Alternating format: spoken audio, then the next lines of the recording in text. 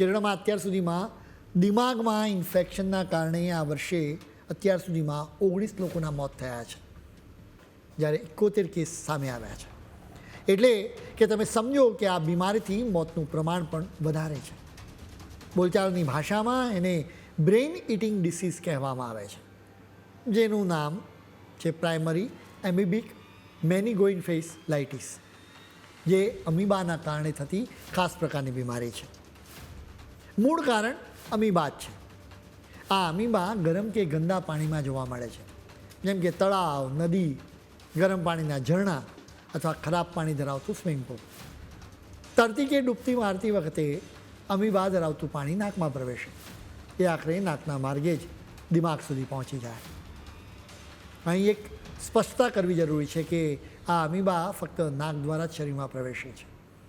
એ પીવાના પાણી, ખોરાક અથવા તો ત્વચા દ્વારા ફેલાતો નથી. એકવાર દિમાગમાં પહોંચ્યા પછી અમીબા મગજના સ્નાયુઓને નુકસાન પહોંચાડે છે, એટલે એને બ્રેઇન ઇટિંગ ડિસીઝ પણ કહેવામાં આવે છે. આ અમીબા ગરમ પાણીમાં વધુ સક્રિય હોય છે, એટલે ખાસ કરીને ઉનાળા કે ગરમ ઋતુમાં કેરળ જેવા ગરમ અને ભેજવાળા વિસ્તારોમાં આ રોગનું પ્રમાણ વધારે હોય છે. એનાથી દિમાગમાં સોજો પણ આવે છે. આખી દુનિયામાં આ બીમારીના 500થી ઓછા કેસ નોંધાયા છે. આમ છતાં કેરળમાં અત્યાર સુધીમાં 120થી વધારે નોંધવામાં આવ્યા છે.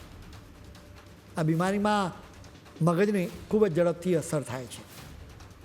એના લક્ષણોની વાત કરીએ તો માથું ખૂબ જ દુખવા લાગે, તાવ આવે, ગભરામણ થાય, વોમિટિંગ થાય અને ગળું જકડાઈ જાય.